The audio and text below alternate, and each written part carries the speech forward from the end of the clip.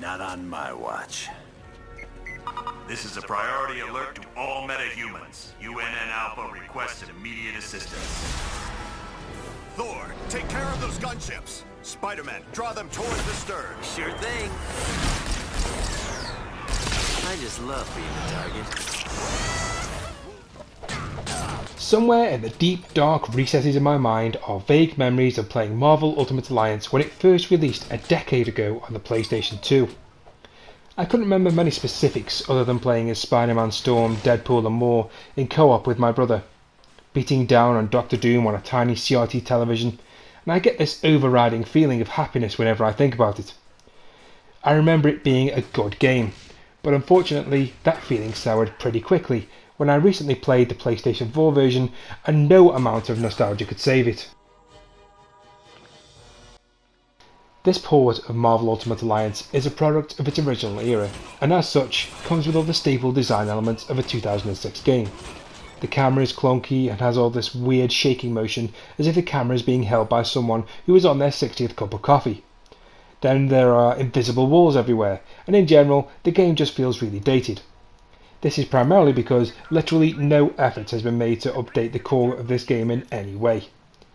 While visuals look a little sharper, probably because they're being displayed on a 60-inch plasma TV rather than a tiny CRT, they still manage to look a decade old.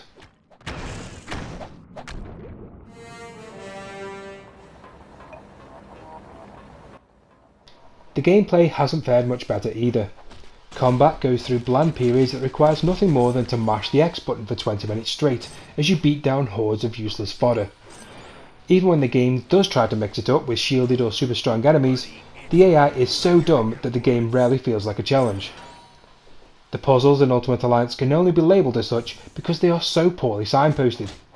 They range from move this block here to move that other block over there. And the only real test is figuring out which part of the environment you have to move. Insert massive yawn here. The boss battles, of which there are plenty, is Ultimate Alliance's saving grace, and even those vary in quality. Hello team, welcome to Stark Tower, my pride and joy. It's 40 stories of heaven on earth. Then there is the storyline. I imagine back in 2006, the thought of teaming up all of your favourite Marvel characters to take on Doctor Doom and the Masters of Evil was something to salivate over. But this is 2016. In a world where we have the Marvel Cinematic Universe and comic books that have progressed leaps and bounds in the past 10 years, the cheesy dialogue and poor character motivation just doesn't cut it. If being guided by the David Hasselhoff version of Nick Fury in a fight against enemies that quote glory and power as their evil motivations, then have at it. To me, it's cringeworthy, and it's the most dated aspect of Marvel Ultimate Alliance.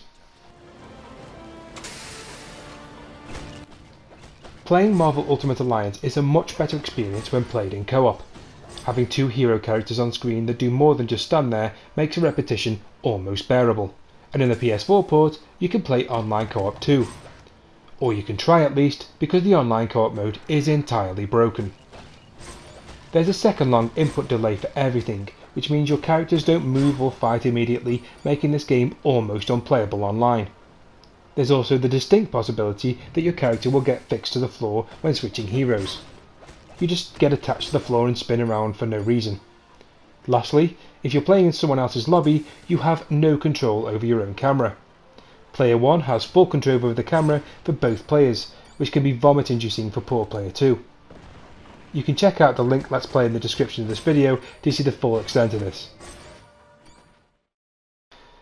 All of this makes me think, why did Marvel and Activision even bother re-releasing this game?